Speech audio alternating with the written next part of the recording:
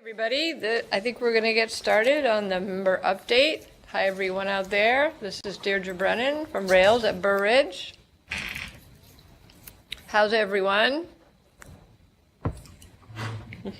Great. Glad to hear it. Must be in that post-lunch slump.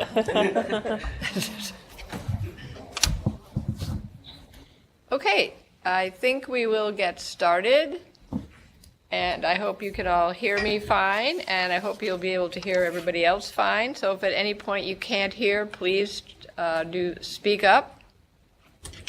So we will start with introductions, and I think we will start here in Burr Ridge alphabetically because I don't see anybody in Bolingbrook. Am I right about that? Yes. Am I right about that? Yeah. Okay, so Burr Ridge. Want to start, Jane? Sure. Jane Plass, Rails. Luis Vela, Rails. Dan Bostrom, Rails. Jane Jenkins, Green Hills Library. Dina Wishnick, Chicago Ridge Library. Ann Slaughter, Rails. Brian Hebel, Rails. Great. And Coal Valley. On it. Angela Campbell, Rock Island. Lisa Powell Williams, Moline. Sarah Alexander Kelowna. Jeff Stafford, Robert Jones, Coal Valley. Brian Smith, Rails. Catherine Worsley, Alito. Leanne Redberg, Andalusia. Carolyn Coulter, Prairie Cat. Michelle Thurston, Anawan. And Laura Long is here from East Moline, but she's out of the room right now. Okay, great. Thank you. See you. Claire came back too, sorry. Claire from Geneseo is here. All right, great. Thanks, Angela. All right, how about East Peoria? Martha Troxel, Rails RSA.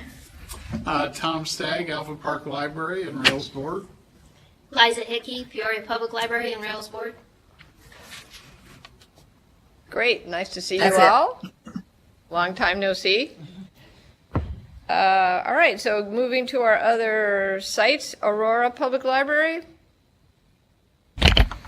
Hello, this is Joe Philippek from Rails, and we have Amy Germscheid from Sandwich. Melissa Lane, Gail Borden Public Library. Emily Faulkner from DeKalb. Kathy Clark, Aurora University. and that's it. All right, thank you. How about Cherry Valley? Hi there, Jane Lenzer from Cherry Valley Public Library. And Lynn Stainbrook from Rockford Public Library. Great, nice to see you. How about Freeport? Linda Schreiber, Bertolet. Anybody else with you? No. Okay. Not at the moment. Emily is supposed to be coming up. Oh, great. Okay, thank you. Galesburg. Anybody there? I would say no, at least at the moment. I think ILA is not connected. Is that correct? All right. How about the State Library?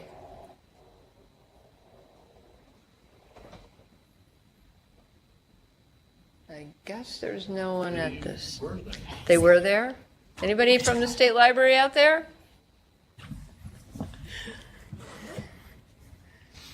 All right. How about Kankakee?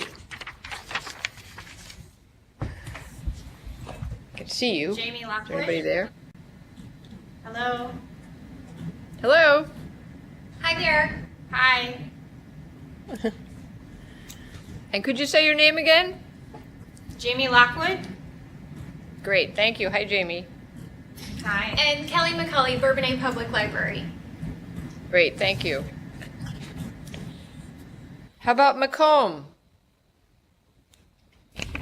Dennis Stanowski's here in Macomb. No one else is keeping me company, so I think I'll Dennis, stream I'm it. sorry. All right. That's all right. Not a big deal. Nice to see your smiling face, though. Thank you. Welcome. New Lenox Public Library. Hi, Lauren Offerman, Three Rivers Library. Colleen Waltman, Blue Island Public Library. Michelle Croswick from here at New Lenox. Thank you. Quincy.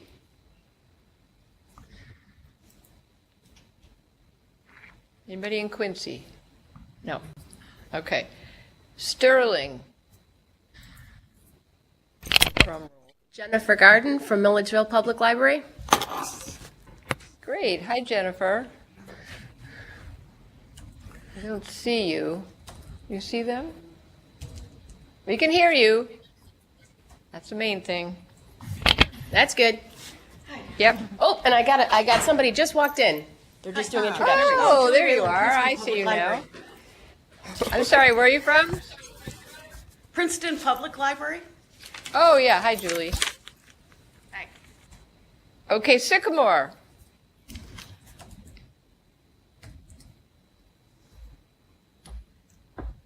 Anybody in Sycamore? Okay. And Vernon. Mary Witt from Rails. Tracy Gossage from Northbrook Library. Bill Piquera from Northbrook Library. Sarah Murray from Algonquin Library. And that's it.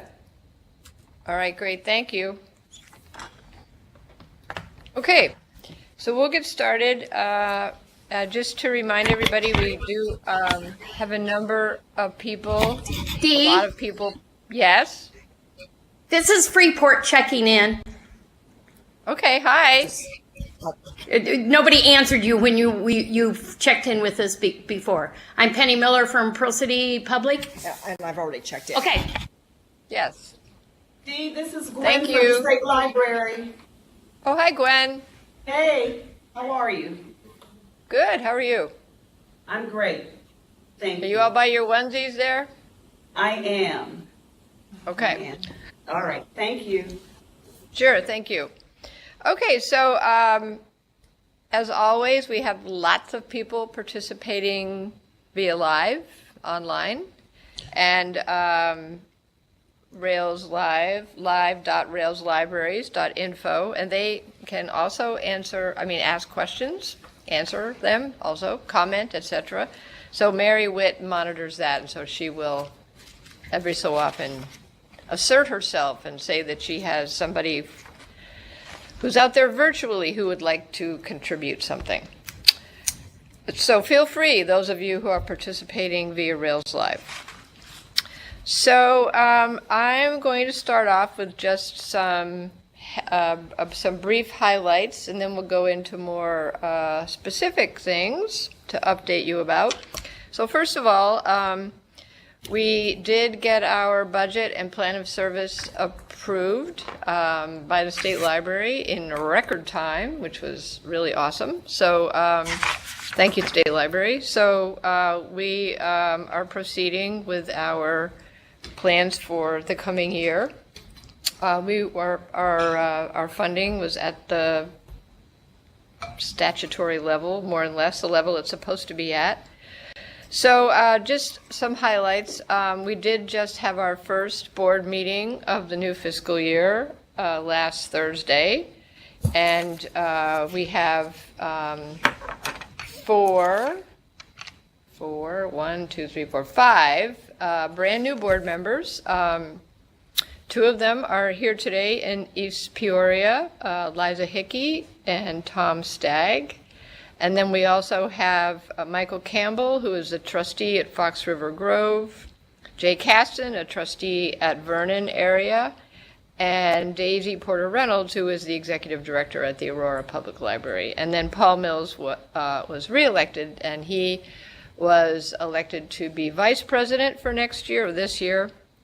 Laura Mills, who is a librarian at Caterpillar in Mossville / East Peoria, is our new board president. And Sue Busenbark, who is a trustee at Kiwani, is our secretary.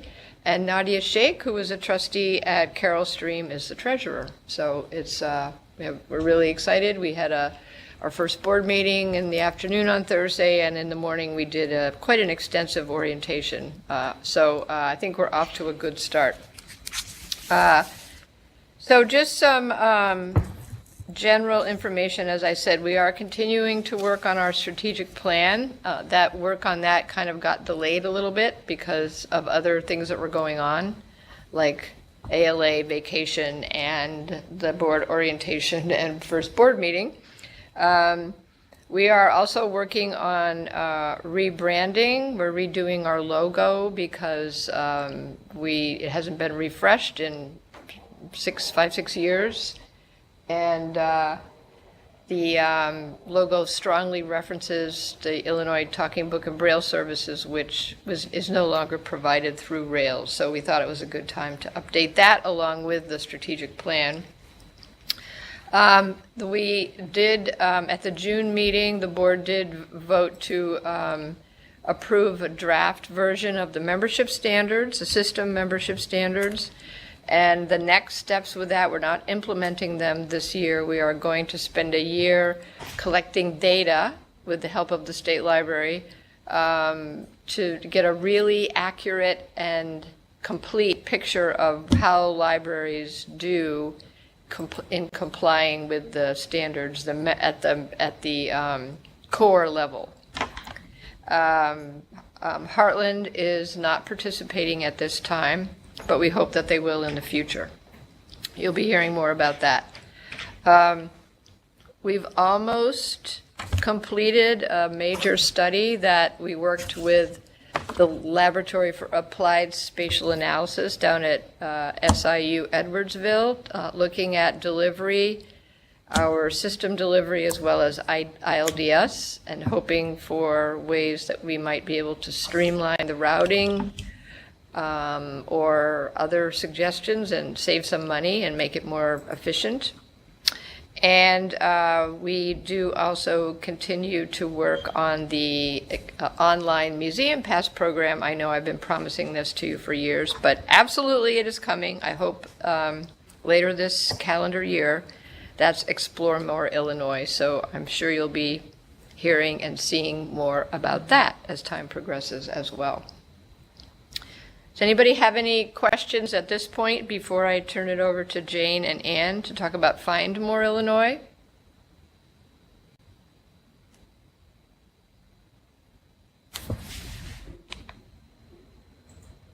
Any questions from the live participants, Mary? Not yet. Okie dokie. All right, well, we'll keep going. You can ask a question anytime. So, Jane, you want to take it away? Sure, thank you, Dee. So, Find More Illinois, formerly known as our overlay project, as you know, has also been in the works for quite a while. We did begin implementation of a pilot project with 21 libraries from 3 consortia in February, and those libraries went live in mid-April. So we now have several months of experience with the software. The pilot has been very useful. We've learned a lot more about the software. We've learned about some enhancements that we will be suggesting to the vendor, but the software does work well as it is. We've learned more about the different needs of libraries of various sizes and types, because we do have public school and academic libraries in the pilot, so a good diverse range. And it's given us an opportunity to begin working on our customized documentation and marketing materials. So it's been very useful to have a pilot. One of the consistent pieces of feedback that we are getting more and more, I would say, is that the pilot libraries really want to have more libraries participating, because that will make the pool of resources bigger and make it more useful all around. So I'm pleased to say that we are planning to open the project to any library that wants to participate beginning this fall. We are planning to have 3 cohorts between September and March in order to allow time for each cohort to do implementation and training before they go live. So the sign-up period for the first cohort will open right after Labor Day on September 4th. So I know the big question everybody's been asking for the last several years is about how much is this going to cost? So we have some preliminary information on that. There's two basic components to the fees. There are some one-time implementation fees, and those will be just pass-through costs for the vendor. That's going to depend to some extent on your ILS situation, your library type, et cetera, et cetera. So we'll be providing customized quotes for that. There is a per ILS fee and also a per library fee.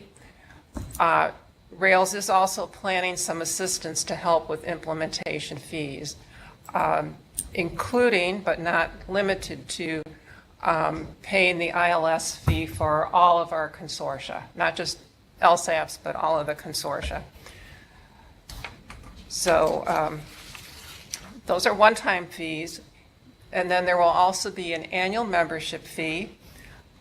We have submitted a proposal to the board. It was discussed last Thursday, and we'll be asking for their approval in August. So this is preliminary information pending board approval. But after looking at a number of scenarios and a number of different factors and crunching data from about 400 sample libraries, what seemed to work the best is to do a scaled fee based on your total annual collection expenditures. And for public libraries, we'd be looking at your IPLR number for that. And this would range from $150 per year for the very smallest libraries and is capped at $10,000. And that upper limit is for libraries that are spending $1 million or more on collections, so for our very biggest libraries. So look for more information coming in mid to late August with additional details on confirming the fee structure once we have board approval and giving you more details on the sign-up period. We're also planning big promotion at the ILA conference, look for us there, not just for Find More Illinois, but for other Rails activities as well. And I will be scheduling some in-person and some webinar demonstrations of the software so that those of you who are not familiar with it can get an idea of how it works, both on the public interface as well as the staff interface. I've done some short demos, but mostly limited to public interface, and I know Dan Bostrom's been doing some as well. But we'll do some expanded demos so you can get a better feel for the software. So, Anne, any additions to that? Just an acknowledgement and kudos to Eric Bain, who is providing all of the support for Share It to our pilot libraries. He's done an excellent job learning and supporting the product. Yes. So, any questions?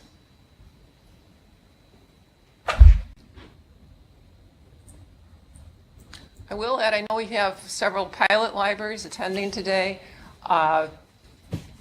Your fees are covered through February of 2019 according to the terms of your agreement. So we'll be working with you individually when the time comes on that.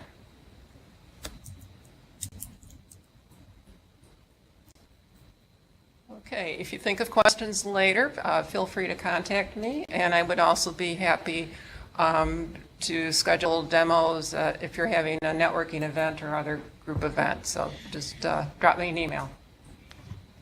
Jane? Yes. Jane, we have a question from a streamer. If a library Yes, go ahead. doesn't join in this fall batch, will there be an annual enrollment period? Yes, thank you. That's a good question. Yeah, the 3 cohorts are just to get us started.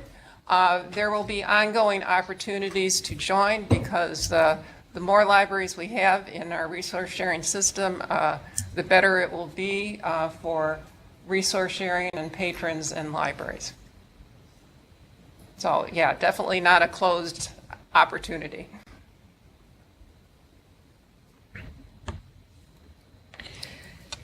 Thanks, Jane. And I just want to say that this is an option. We think it's a great option, but the resource sharing landscape in Rails in Illinois, but I think particularly in Rails, is complicated and diverse. And this is one more way for libraries to share, even potentially automate. So this is just sort of part of the toolbox, I guess, in a sense. That's So right. It's not a replacement. It's not competition. Just another option, and an affordable one, we think. Yeah. Jane? Yes. There's a little delay with the streamer, so we got another question here. This one's a little longer. Can the pilot libraries discuss their experiences so far? Have they seen where they can save costs in terms of other ways they have been doing resource sharing?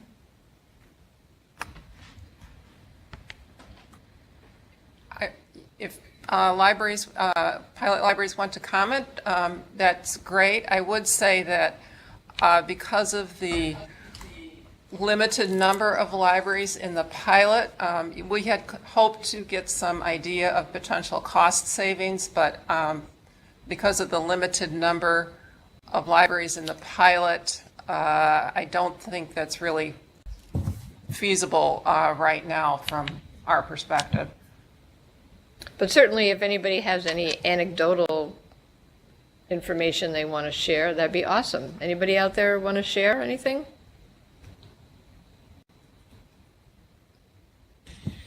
Well, if not now, maybe later. That's right. That's right. And pilot libraries, we will be sending you a survey to give you an opportunity to provide some feedback, and we will certainly be sharing that with Rails members in general as we get feedback.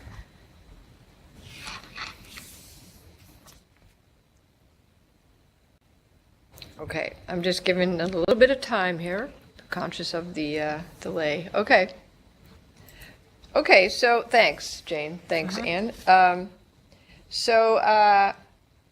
I think you all know, we've been offering a few different kinds of grants to member libraries over the last few years, and we've expanded the scope of those grants for this coming year in order to make them more available and to have more diversity of projects, I suppose. So I'm going to turn it over to Dan Bostrom to talk about the expansion or refocus, whatever, of the multi-type collaborative grants.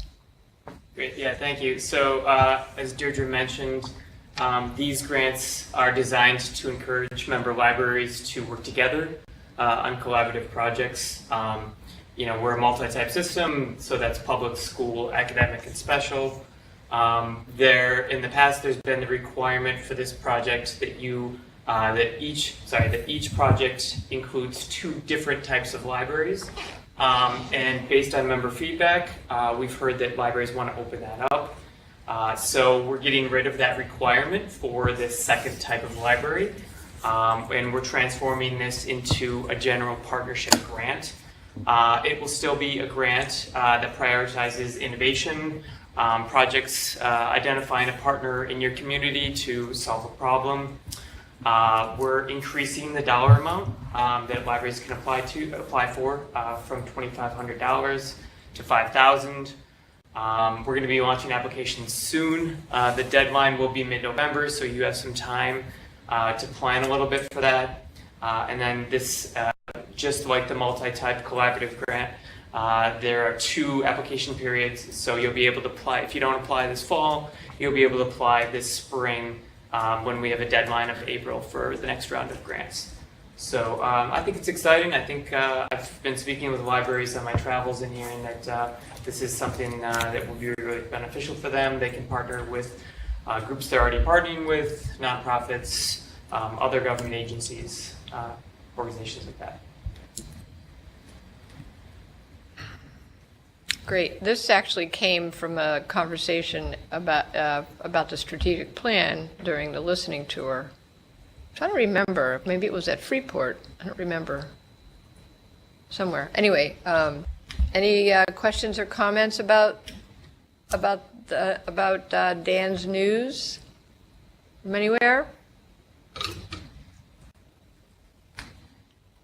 Including streamers? No. Okay. Well, you'll be hearing more. And then, Joe, you want to talk about the continuing education grants?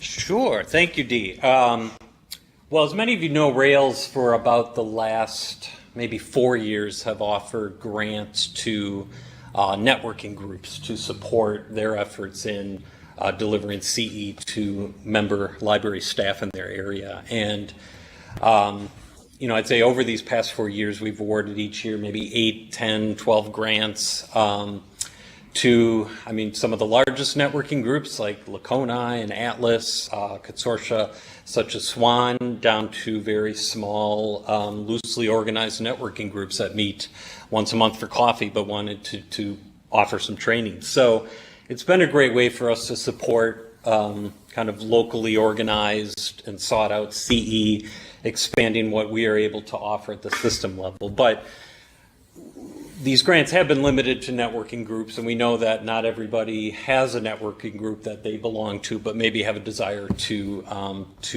do some training in their area. And so out of that desire to kind of broaden the scope of these grants, we've just kind of rebranded these not as CE networking group grants, but simply CE event grants. And while we are certainly going to, networking groups are certainly still eligible for these grants, along with our consortia, but also just an individual library or group of libraries who have a desire to bring in a speaker or someone to train on a particular topic.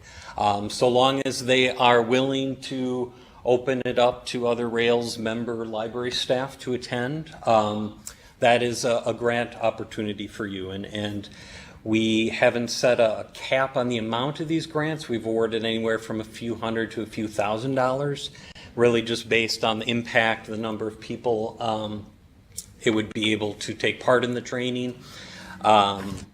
So today is actually the first deadline for these grants. So you've got like 10 hours if you want to put something together. But otherwise, we have 5 other grant periods, basically every other month, to just kind of stagger these grants and give you the opportunity to put something together. Certainly myself and Louise will continue to strive to offer continuing education that is meeting your needs, but you can never have enough. And these grants sort of empower our members to have some control in this and to seek out something that's going to fill a need for them at that time that they have it. So I hope going forward, as you leave this today, that you can kind of be thinking about these grants and how it might serve a need for you. So with that, I welcome any questions.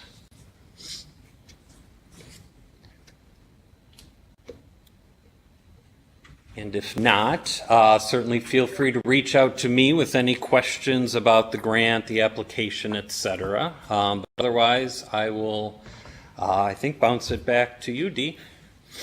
Okay. Joe? Thanks, Joe. Joe, we actually do have a question for you here, Joe. Sure. Can this CE grant be used to subsidize the cost for libraries' in-service day speaker fees? It can, but it would just have to be opened up to other library staff. It cannot be only staff from that one particular library. But if they are, as a lot of our members do, open up and do a in-service day that involves several libraries in their area, then absolutely. But it does have to be open to other Rails members outside just that one single library. Okay, and then I have a question for you, Deirdre, going back to the membership standards. It says, I am concerned with all the libraries that are popping up in the news about financial and trustee issues. Will the membership standards help to mitigate some of these issues with libraries? Will Rails help to identify more at-risk libraries during the evaluation process so these issues become less as we move forward? Well, that's, of course, a very good question.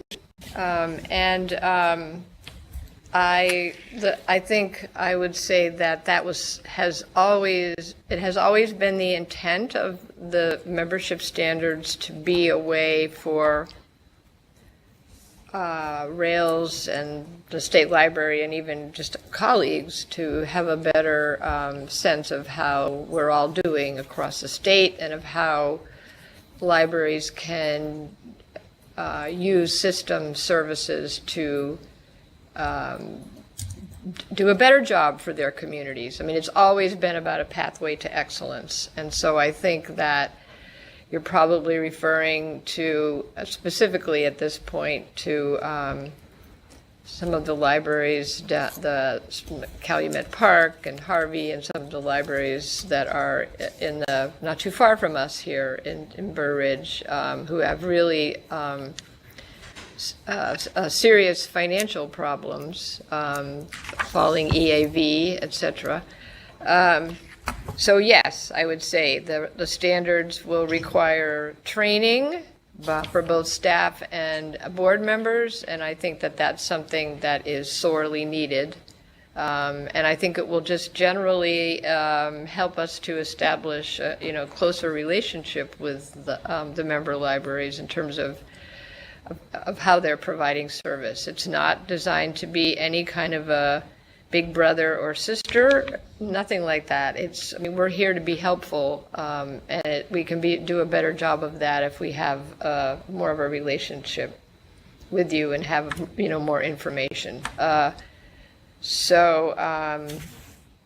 That's, I hope, a partial answer to the question. Anybody have do you have any follow-up question out there, streamer, or anybody else? Any thoughts on?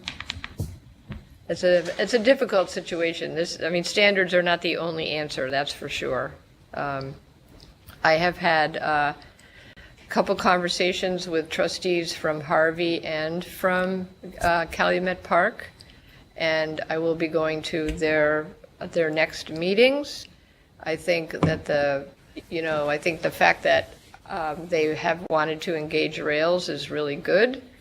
But I think the fact that they have these severe financial problems are going to require them to make some difficult decisions and to really, rethink whether they can be standalone, or how do I want to say this? Individual libraries in these separate communities, perhaps they need to band together and form a joint library that could, be better funded. It's a very difficult situation. And I think this is just the latest cropping up of these kinds of situations. Next month it'll be somewhere else. Probably, unfortunately. Any follow-up to that? Yes. There is a follow-up, and then I also have a question for Joe. Okay. For starting with the follow-up, the questioner says, I hope the libraries who are more at risk will reach out before major issues arise so that some help can be given before the situation gets out of hand. Thanks. Yes, me too. And then, Joe, I have a follow-up question for you, going back to your point about that the CE event would need to be open to all Rail members. The question is, how do you handle that with limited space? It's difficult to invite others because of space limitations. Mm-hmm. Well, I think in a lot of instances, so outside of just paying for speaker costs, some of the groups that have applied for and received a grant have used the funds towards renting a facility. And I think that if that is an issue, you can certainly fold those costs into, or obviously seeking another library partner that might have more space. But I think that if you're really limited in terms of your square footage and being able to allow more people in, looking at something outside that can hold more, and making that as part of your grant application. Obviously, that increases the amount that you request, but if it's going to bring, and we think it's going to generate a good number of people in your area, then I'd still consider that a feasible grant for us to fund.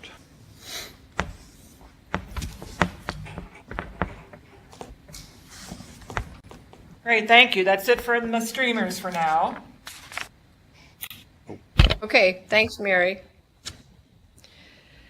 So we're going to talk a little bit more about member engagement now. I did want to say that we have a lot of, as I said, we have a lot of streamers today, and we're particularly happy to have a lot from the academic and special library communities. So it's really a great opportunity for Dan to talk about those opportunities for engagement.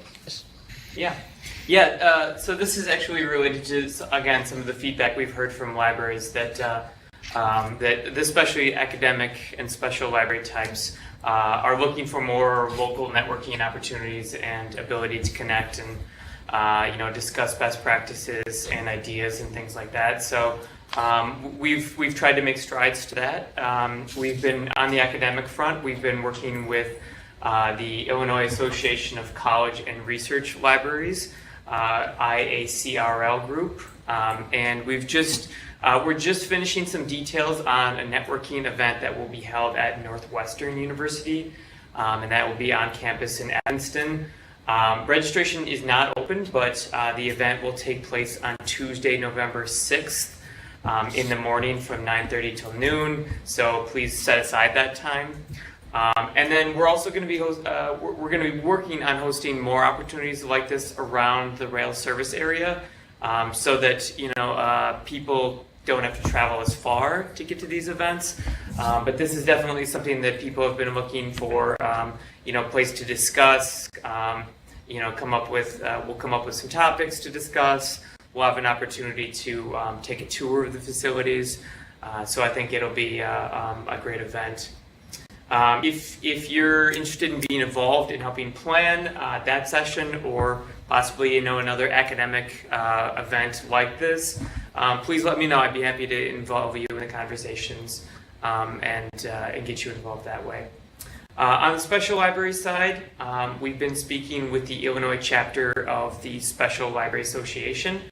I don't have as much to announce there, but I can say that the Illinois chapter is already doing a really good job of providing networking and tours for their members, and we're just kind of looking to work with them a little closely on that. So right now we're looking at identifying other areas where we can host events like these. We'd really like to hit as many locations and regions in the rail service area as we can. So if you're a special library and you are interested in hearing more about this, please reach out to me. I'll involve you in some of the conversations. We've had some conversations with a couple of people, Caterpillar, and that's been really helpful. So hopefully we'll have more to announce again in the future, but if you are interested, please reach out to me. And I'd be happy to take questions.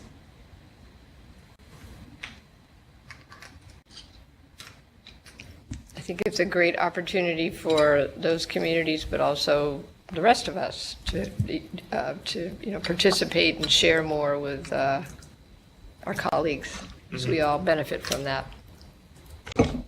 Any questions for Dan?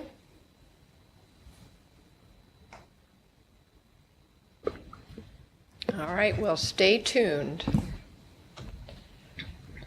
Okay, so we're going to turn this over to the members now. There's a lot of great programs going on out there. We've heard about a few of them over the past couple member update meetings, and so today we're going to talk about, I think, 5 of them. And we're going to start with Gail Borden Public Library and Elgin High School's First to Go program to engage students who will be the first in their families to attend college. I think most of these are going to be, you're going to see that they would be replicable, I think. So I think that Melissa who is at Aurora is going to talk about this. Okay. Yes, I am, and thank you for inviting me today. The idea for the First to Go program grew out of normal library core activities. Many of us who have partnerships with our local high schools do more traditional library activities like book talking and database demos, maybe some test prep, but the need in our community for first-generation college students is very great. There are large amounts of financial aid available for students because of their economic situation, for need-based financial aid. But if they don't know that, the money just goes unused. Failings of not even understanding the college timeline. You can't wait until graduation, high school graduation in May, and then think about what college you're going to attend, because the spots are filled and the financial aid is used up by that time. So over the past couple of years, and more thoroughly this year because of the Rails grant, I worked with Elgin High School. Elgin High School has a large population of students who meet the free and reduced lunch guidelines, a large population of English as a second language students. So again, just a large population that's unfamiliar with the college process. And over a period of 7 to 8 weeks, working with the Elgin High School librarian and an Elgin High School guidance counselor who had hand-selected some students that fell into those demographics. These students were pulled out of class, one class period, on a rotating schedule over 8 weeks. So they only ever missed one class of a certain subject. We met in the Elgin High School library and had a syllabus set up of the college timeline was one session, finding the right college fit, financial aid, basic college information, but we're planting the seed. And this was done with students who were in the spring semester of their junior year. So they had this knowledge tucked away so that on September 1st, coming up pretty soon here, when they are seniors in high school, they'll have some tools in their backpack to start the college application process. One of the big items that the Rails multi-type collaborative grant really supported us with was being able to pay for a rental school bus and to actually be able to take these students on their first ever college visit. So we had an all-day field trip. The school provided chaperones and all those messy details of permission slips and medical forms and all of that. And we arranged 2 college visits in one day within a 7.5-hour school day. And it was a real eye-opener for the students. It's a program I get a lot of good feedback from, and it's just a very rewarding feeling. Thank you to Rails for helping to make this possible. Yeah, that's great. Thank you. This is Sarah from Coal Valley. This is for you, Melissa. I'm a former college professor, and I've dealt with a lot of colleges because I have a student with special needs, not that these students do. One thing you need to let these kids know too is that internships, you cannot wait until the fall to go to job fairs or whatever to get internships. They're gone by that time. They need to start that internship process in the summer or the spring of the year before they want to get it. They have to do that.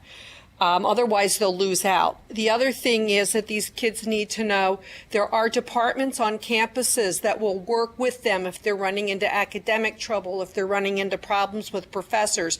There are departments on campus that will work with them, but they have to seek them out. The school will not seek you out because you're an adult and it's the privacy issues. They have to initiate the process. The other thing is, I know Purdue does this. My son went there. We have friends that are faculty there. Purdue, in some of their departments, they have meet with faculty dinners. And it's a chance for students to meet with different faculty on an ongoing basis, to get to know them, to ask questions, develop relationships. And that's the kind of information you also need to share with these kids, because getting to college is one thing, but once you're in there, it's all those other resources that are available that they really need to know about. I mean, it's overwhelming, but you know, if you want, I can work with you. I can get more information from my friends who are on faculty, talk to your local universities, whatever. But there are so many resources available that kids just don't know about. You've raised some very good points, and some of those items were covered in our session. But basically, at this point, we're concentrating first on getting the kids to college. And for many of our first generation students, they do think that just means I go to class, I get a piece of paper at the end of 4 years, and now I'm good to go. We do stress the life skills. One of the sessions actually included an internet scavenger hunt, where they actually had to pick a college that might be their dream school and use that to find information about the TRIO program or the resource center or the tutoring help. Because I don't know about anyone in the audience, we always refer to high school students as digital natives, but using internet sources and reliable internet sources for factual information gathering is not their strong point. So we are stressing some of those other skills, but those are all great reminders. Thank you.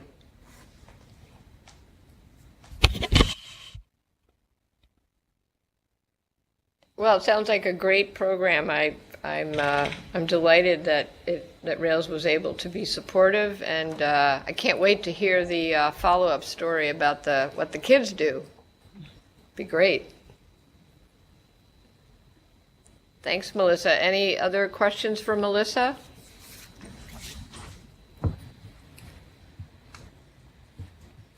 Okay, I think then we will move on to Jennifer Garden from Milledgeville, who's going to talk about their digital day. And Jennifer is at Sterling, I think, I hope. Hey. So Digital Day was Digital Day was a way for me to basically get the word out to our people that we had ebooks. I have a fairly large number of people using Access 360, but I also wanted to let people know about BiblioBoard. And so we basically said, okay, here's this day that you can come in with all of your devices, whatever you have. We will have people here to help walk you through how to use your ebook, how to get ebooks.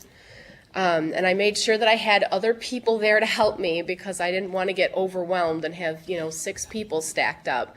So Veranda came out to help with that. We had Kurt, the rep from Baker and Taylor, came down to help with it. And it was very helpful to have extra people because even though we're a small library, I'm the only person. I'm the staff. I'm it. We had times where Veranda was working with someone and Kurt was working with someone and I was working with someone and someone else was waiting. And we did this on Memorial Day weekend. So we didn't have a lot of people, but we had a fair number. And basically people came in and we would show them how to get the apps onto their phone or their tablet or whatever it was. Prior to the event, I tried to, talk it up, get people to come. And I found out from people ahead of time, what kind of device do you have? So that we knew what kinds of devices we were going to be working with. We knew ahead of time that we had one guy that had an old school Nook that wasn't going to connect to Access 360. We were going to have to do the workaround, going through the computer and downloading the book to the computer and then putting it onto the Nook. And we knew that it was going to be a process with him. So we knew that there was going to be a little more of a multi-steps of trying to talk him through it. I made sure that I had the handouts from the Rails website about how to use Access 360 with all the different types of devices. So we could just copy that off, write their library card number right on it. They could write their PIN on there if they wanted to, so they could get right into it. I came up with a handout for BiblioBoard that just kind of walks you through the process of how to use it, how to work with it. You know, this is what you can find here, you know, and we've been using those resources ever since. And just kind of people came in, they said, oh, I've got this, you know, Nook, or I've got my iPad, or whatever it was. And we would download the apps, kind of walk them through, basically, here's how it works, here's the buttons you need to know, here's your bookshelf, here's how to search, here's how to find your categories, all of that sort of thing. Just a real basic introduction. I still have people that come in and say, oh, I got to bring in my iPad and have you load more books on it for me, because they don't quite get it still. But they're still using it. And I have more people using it, and I have several people that have said, oh, you know, I'll bet I could get this month's book club book on BiblioBoard. Okay, maybe not, because BiblioBoard doesn't necessarily have the more popular stuff, but we can look. We can always look and see. And so it was just kind of a way to get the word out that we have ebooks, that we have multiple platforms for ebooks. We have lots of resources that you can get to from home, that you can get, you know, if you're going on a trip, you can load 5 or 6 ebooks on your, whatever, your tablet, and take it with you on the plane, and you don't have to carry the books with you. Or you don't have to worry about them getting destroyed or getting lost while you're in Florida for a month, or be having to renew them while you're in Florida for a month. So it worked really well. Sounds great, Jennifer. So you've seen an uptick in use then, you would say? A slight one, yeah. I mean, we're a pretty small library, so we don't see don't really ever see a huge uptick or downturn, but we did definitely see an uptick in usage, and I've had several people come in since then and say, oh my gosh, I love this BiblioBoard thing. I'm finding these really cool books on there. Great, that's what it's for. That is great. That warms my heart.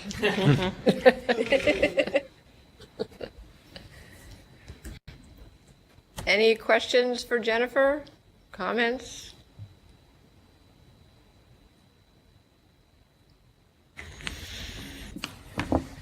Okay, I think we'll move then to hearing from Lynn Stainbrook, director at Rockford, about their building project. Actually, Deirdre, can I interrupt you real quick? Yes.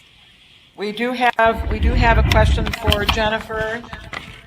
Can other libraries have access to the handouts about how to use Access 360 and BiblioBoard? Okay, the Access 360 handouts, I'm pretty sure I got from the Rails website. I'm not exactly sure where I got them from anymore, but I'm pretty sure they're on the Rails website. And the BiblioBoard handout I actually already sent to, I believe, Dan and Veranda. So if they want to hand that out to people, that's fine. The BiblioBoard web one, I sort of customized it. The front side is all the instructions, and the back side are some of the things that you can find on BiblioBoard. So if they pass that out to people, I would encourage people to customize the back side. You know what your patrons are interested in. My patrons, they like, the pop-up pics, and they like, the educational resources are really useful for my area. Maybe not so for another library. So I would highly recommend customizing the, here's what you can find on it, part of it, but the rest of it is pretty straightforward.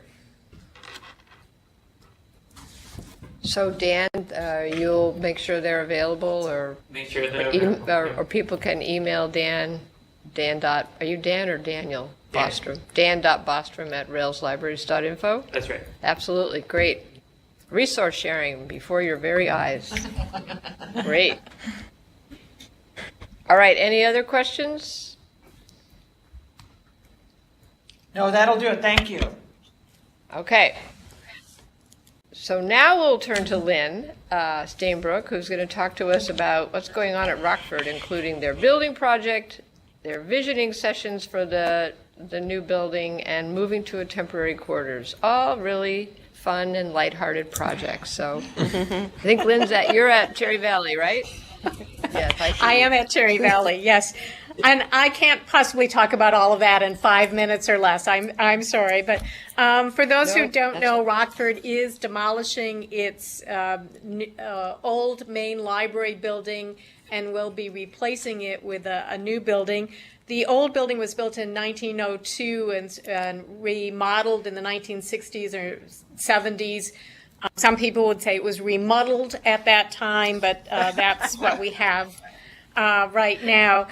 Usually when a library goes through the process of rebuilding or remodeling or even a new building, there's a lot of public conversation. There's usually a city council or a county board or some authority group that has to approve, even putting something on a ballot for a referendum. Maybe you just need to get them to approve to do a bonding level for that.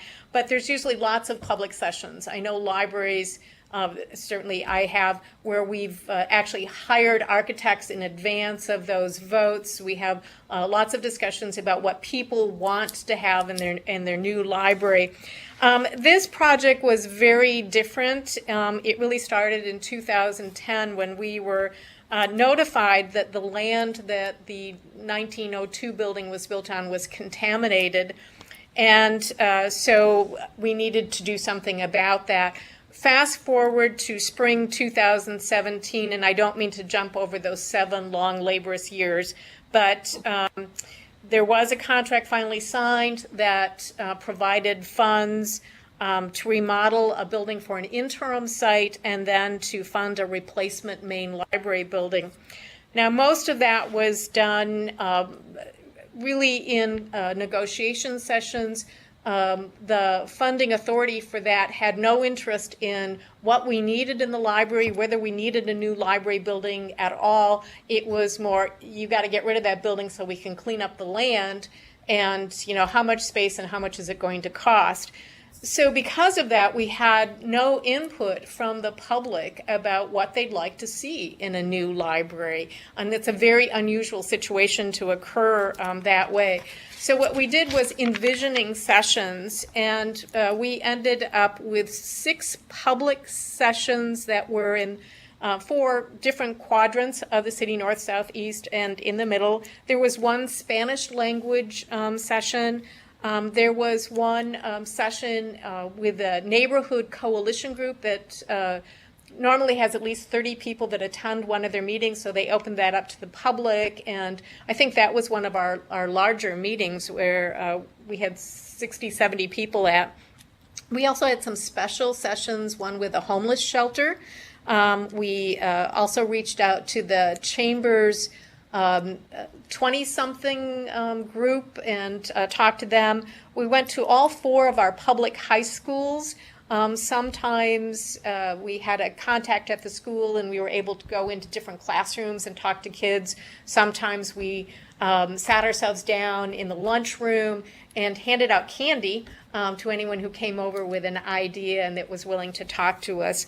But there are a variety of ways that we really tried to get input from the public. And there were an email address called tellus@Rockford Public Library that people could send ideas to as well. The sort of formal public sessions were about 90 minutes in length, and we started sort of by welcoming people. Then we had the architect show about a 15-minute sort of slide photo array of what 21st century libraries were doing. Especially in a community that hasn't had any opportunity for new library services or a new building in quite some time, we thought it was important for them to see what the possibilities might be. And so that was very well received in terms of people looking at, wow, I didn't know libraries were doing these things. And then we divided people into tables of 8 with a facilitator at each table. And I have to say that before we started this process, we actually asked for what we called library champions, and people that really liked the library, would want to be trained as a facilitator, and would be willing to help facilitate the sessions. And so we did have a fair number of people that did that. There were some staff that were trained as well. And so when we needed additional tables, again, member of 8, we filled in with staff with that.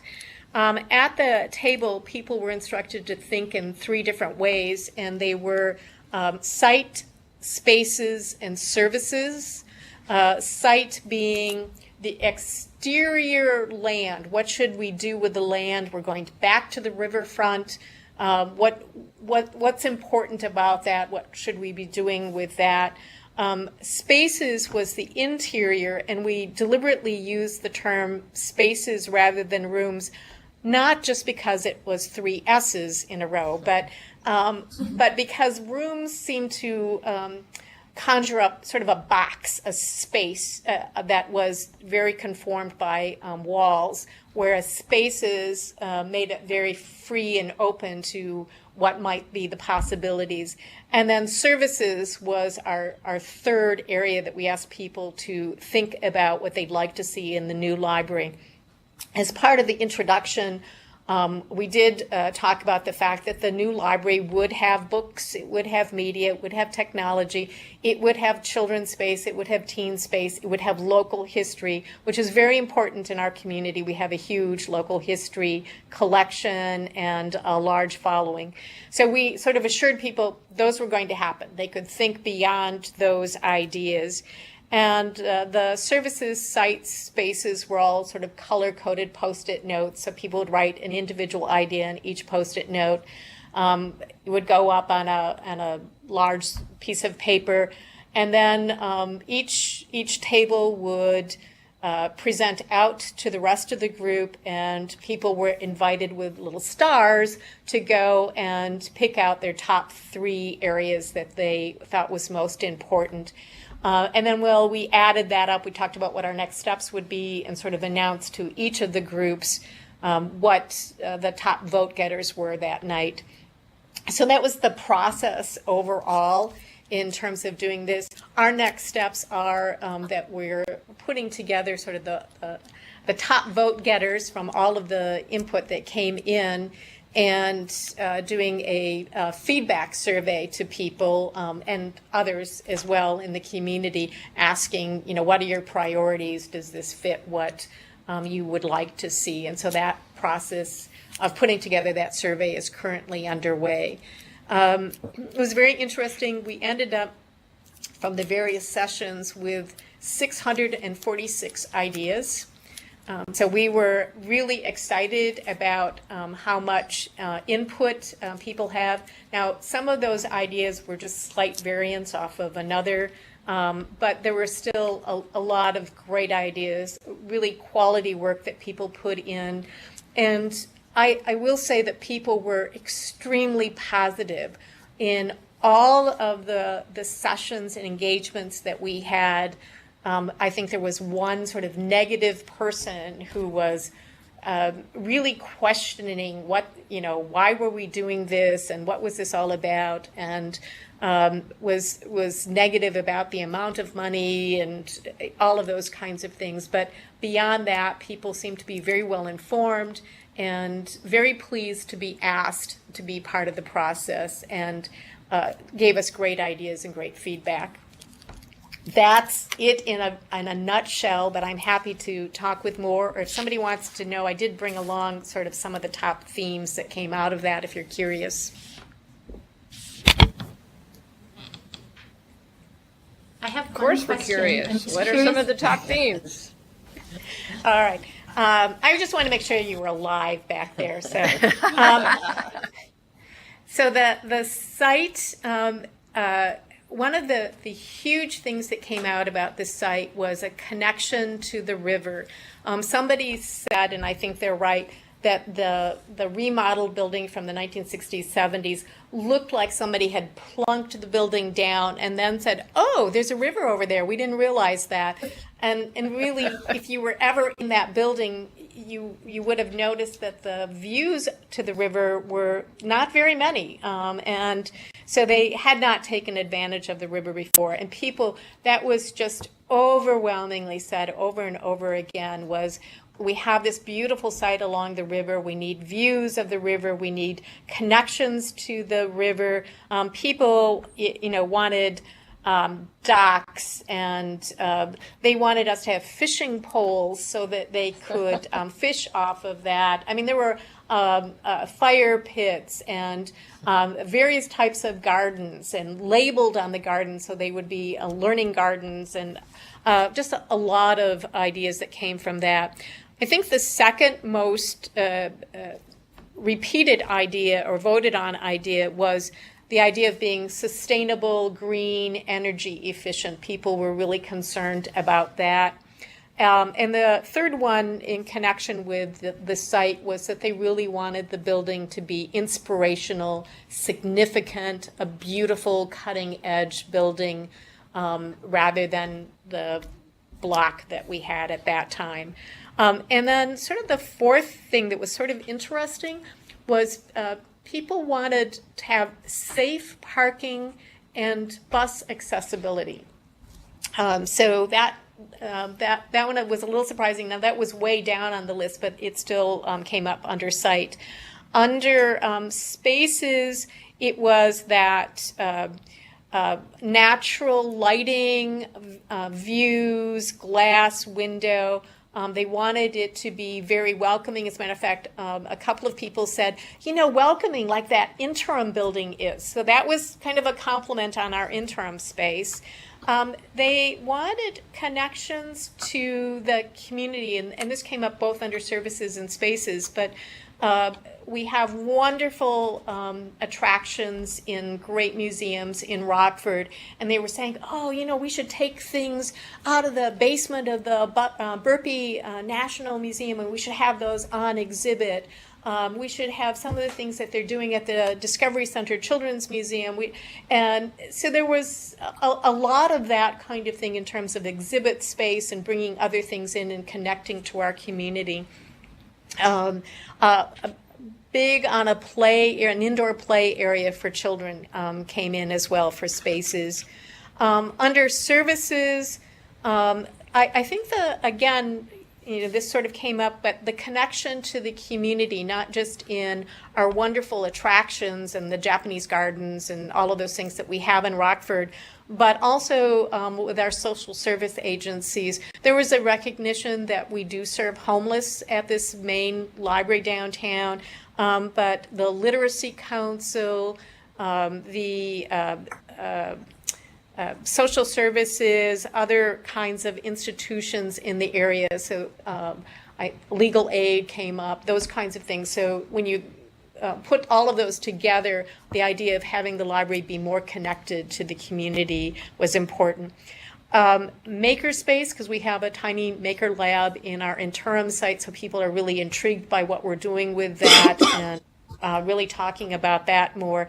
And then quiet spaces, because of course the very small branches and the small interim library are very noisy, as many of us find when you have small spaces, how much noisier our libraries are becoming. So they were saying we need some quiet reading rooms, and that came up very heavily in terms of services, although it's really spaces as well. Those areas got sort of interconnected. One of the things we did try and do was to keep people from saying a particular architectural style. We really talked about that form follows function, and those events, sessions were about functions. We wanted to hear what the functions were that they wanted for both inside and outside the library, rather than having a debate about, it should be neoclassical and should go back to the 1902 Carnegie style, or it should be a totally contemporary modern building, or it should look like the other buildings that are on the street. We didn't really want to talk about that with people. We really wanted to hear out what they wanted to have inside the building and outside the building in terms of services and use of the space. So that was important convey to people and to try. Now, that doesn't mean that people didn't say their ideas, but it didn't become a core of the conversation. Other questions? So what's the timeline now then? Oh, well, they're starting to tear down our old main library building now. Right now, they're abating the inside of the building with asbestos and chemicals, that sort of thing, and then they'll start the actual tear down. There's an 18-month to 2-year time period to remediate the land, and then it'll be 18 months or so to build the new building. We're actually hoping we'll be in the new building by 2022 because Rockford Public Library will be 150 years old, 150 years old in 2022. So we'd love to celebrate in a brand new building. So that's the plan. Well, that is really fascinating and important, Lynn. So congratulations on getting as far as you have. It's great news for Rockford. Well, and I would be happy to share with anyone who's looking at a building project, because we did the envisioning sessions afterwards. I think that sort of the questions that were asked and how we put it together would be helpful for anyone who's looking at trying to get a new building off the ground or a remodeling building off the ground as well. And we'd be happy to help with that. So thank you. Thank you.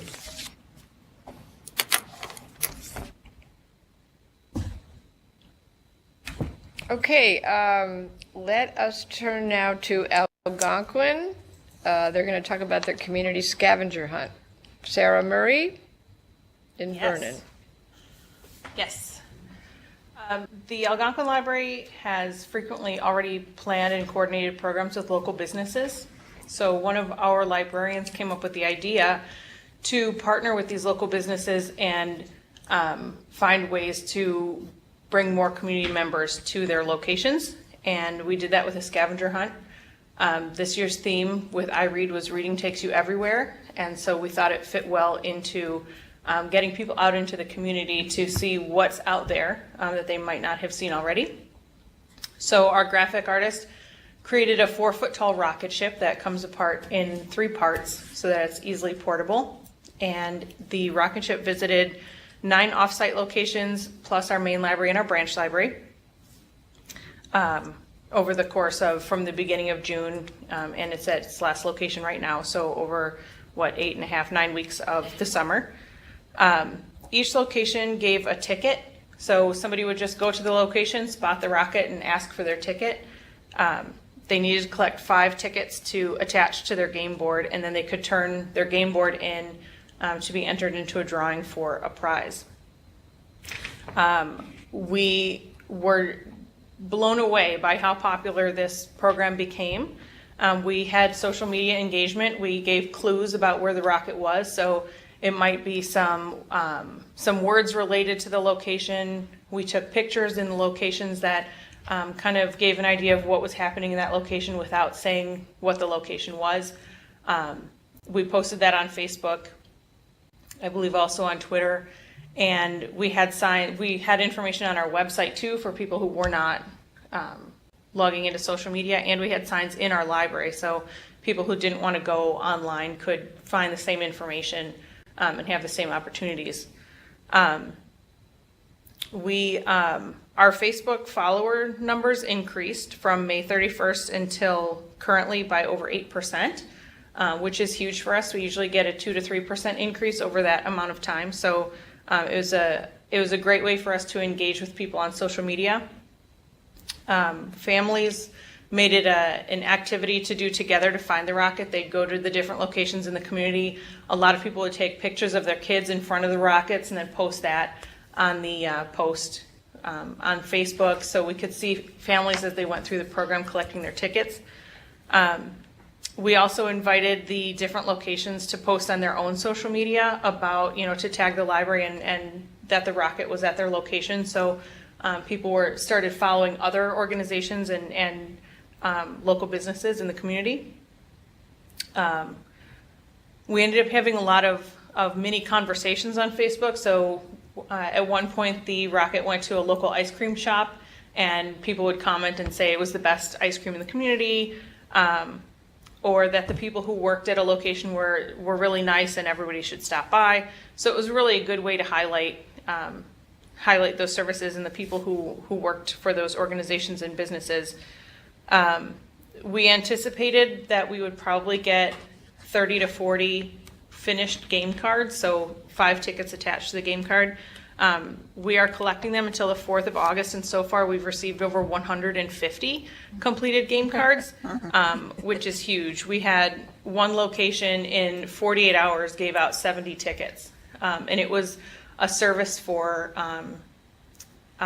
taxes, to get your taxes done, and they were kind of in an out-of-the-way location. So the fact that people were traveling to a location that they might not have otherwise been to, certainly you don't generally need tax services year-round, but to have that number of people go to that location to find the rocket and get their ticket was huge for that business, and also really encouraging for us that people were so excited to be engaged. So certainly I think this is a kind of program that other libraries could do in their own communities to help build community partnerships and find ways to get people out of your library but seeing where else in the community they can go.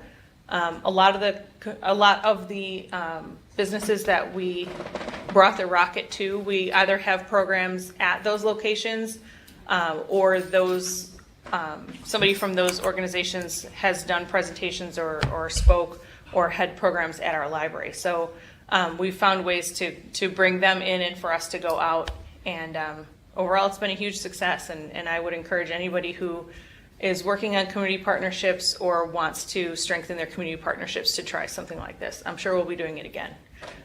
If you want to see more about it, you can go to our Facebook page, and you'll see pictures of you can see the pictures that are on the posts for where the rocket moved throughout the summer, and the kind of engagement and conversations that we had with our patrons. Well, that sounds great, Sarah. Any questions for Sarah? Can you tell us what your prizes were? Oh, sorry, this is Emily and DeKalb. What prizes did you have for the win? Oh, sorry. We actually are changing that. Our only prize was a $50 gift card to Meyer, which we had donated as a prize for summer reading. And we thought that would be adequate with the number of people that we anticipated participating.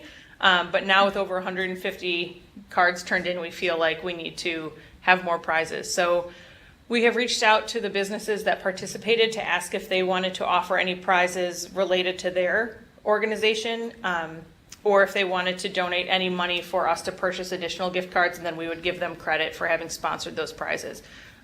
One way or another, whether it comes from donations from those organizations or out of our programming budget, we do plan to offer more prizes, but they're generally gift cards or coupons for services.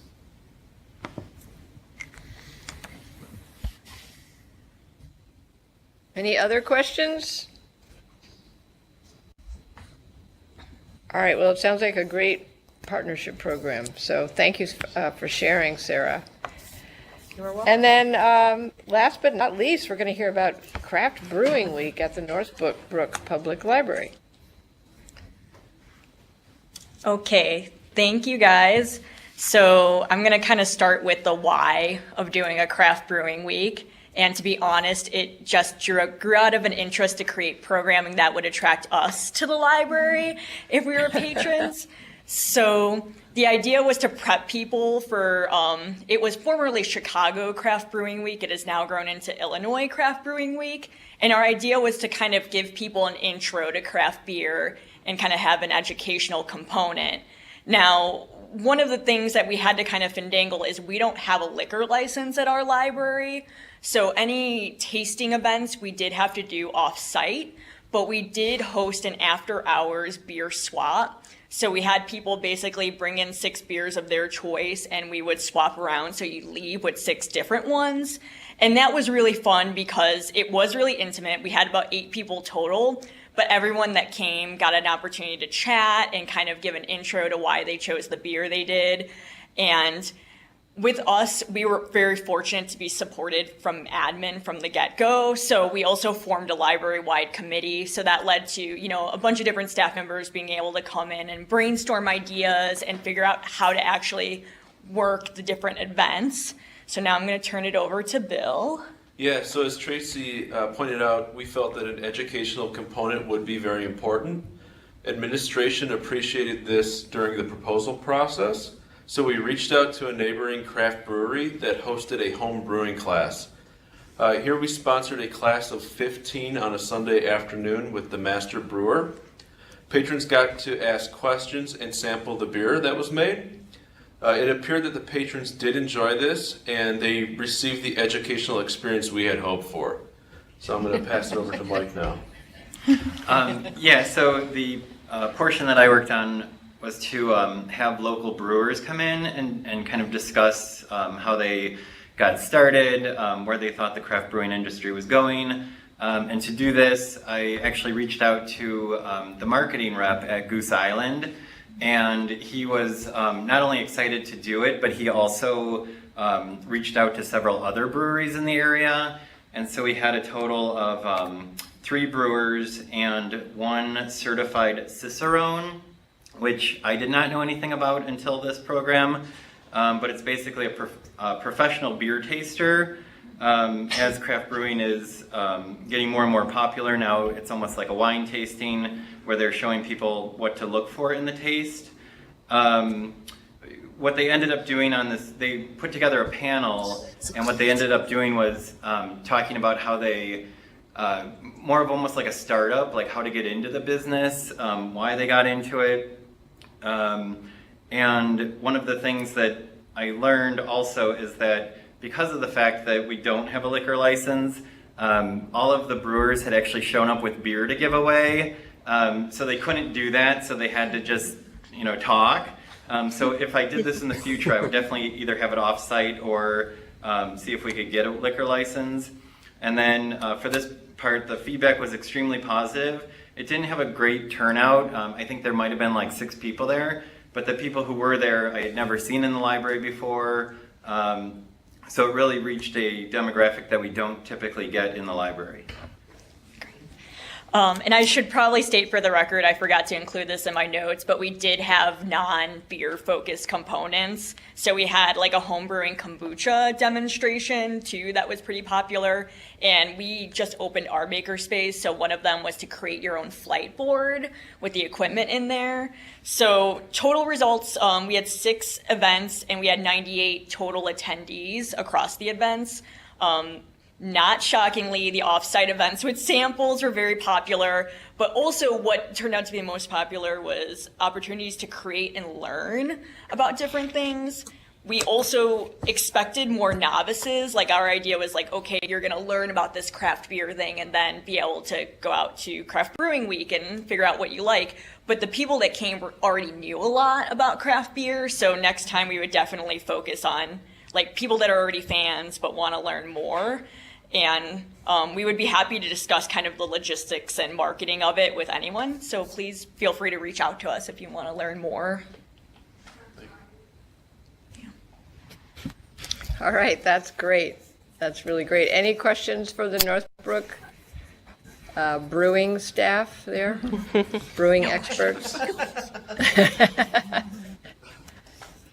I think the diversity of these programs is really great, and I hope that you've all enjoyed this. We have gotten a lot of positive feedback over the past few meetings because we have included some sort of, personal or library personal stories about programs that they're doing, and I think it really, it's great to see all the energy that's out there, and, we learn from each other as well. So any questions for anybody at this point? Well, I'm sure we'll reach out to you before our next member update to see if anybody else wants to share. So speaking of sharing, this is now open to anybody and everybody to share anything that's going on at your library, any questions you might have, any news. Anybody who wants to start? Anybody here in Burr Ridge? Nobody here in Burr Ridge. Anybody out there at any of the sites? Or anybody online? We have something here at Vernon, Deirdre. Okay. Hi, it's Sarah again. I just wanted to let everyone know that the Algonquin Area Public Library is pretty much done with our construction project. We're finishing up the last bits of the punch list, and we will be hosting a renovation celebration for both our main library and our Eastgate Branch Library on Saturday, September 15th, from 10 a.m. to 4 p.m. We'll be highlighting all of our different spaces and the new spaces we added and what you can do in each of those spaces. We'll have refreshments and live music, arts and entertainment for all ages. So if you're in the area and you want to see what we did, I invite you all to stop by. All right, thank you. We also have something from a streamer from Talcott Library in Rockton. They are doing a fundraiser in August and September. They're collecting gently used and new shoes. They're partnering with Funds 2 Orgs, that's Funds 2 Orgs, and they're hoping to collect 2,500 pairs of shoes, which would earn them $1,000. Okay. Very good.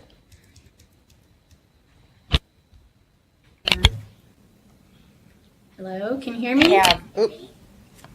Yep, go ahead.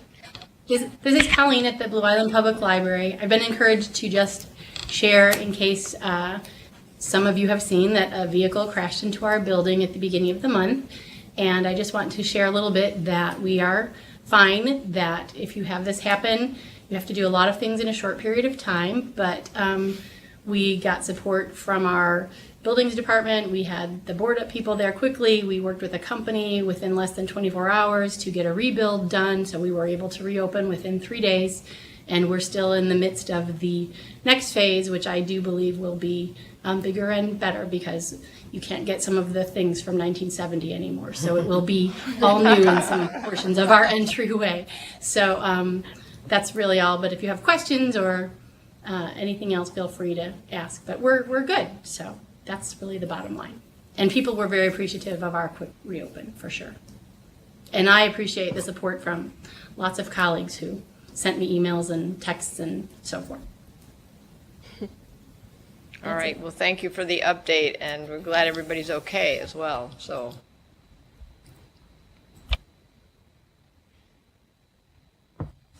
Anything else? Hi, this is Jane at Cherry Valley, and I brought Jane. our telescope that we have 3 of these now that we will be starting to loan out to patrons.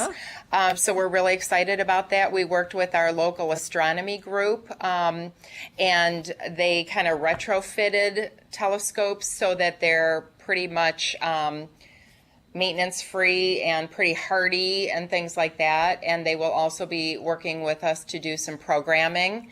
So I'm looking up the times throughout the year when sunset occurs, so I know the best times to plan these programs around, and we're very excited to be debuting these new little guys that will be going out now. Yes, I was looking at that behind you. I was like, wow, that is quite an amazing thing. That's great. Okay. Thank you. Anybody else? Anywhere?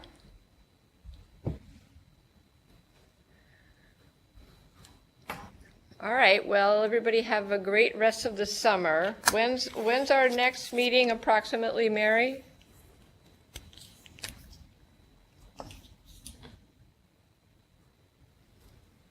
Let's Are see, you it'll there? be 3 months from now, which will be August, September, should be October, and we'll get the date out soon. Okay, great.